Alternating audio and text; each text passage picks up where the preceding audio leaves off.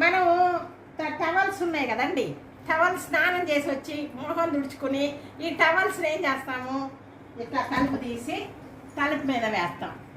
ఈ విధంగా తలుపుల మీద వేస్తాం. వేయకూడదండి, ఈ తలుపుల మీద వేస్తే కూడా అప్పుల పాలవుతాం. ఇది కూడా ఒకటి. మళ్ళా ఇంకొకటి, మనం బయట నుంచి వచ్చినప్పుడు ఇది పెట్టుకుని ఇట్లా కొడతా ఉంటాం తలుపు తీయమని. అట్లా కొట్టకూడదండి, మామూలుగా ఇట్లా కొట్టచ్చు, కానీ ఇది గడియ మాత్రం కొట్టకూడదండి. గడియ కొట్టినా కూడా అప్పులు పాలవుతామండి. ఇది కూడా చేయకూడదండి. ఇది కూడా మంచిది కాదు. తలుపు మీద టవల్స్ వేయటము, గడియ కొట్టటము ఇదేనండి. ఇవన్నీ చేయకూడదు.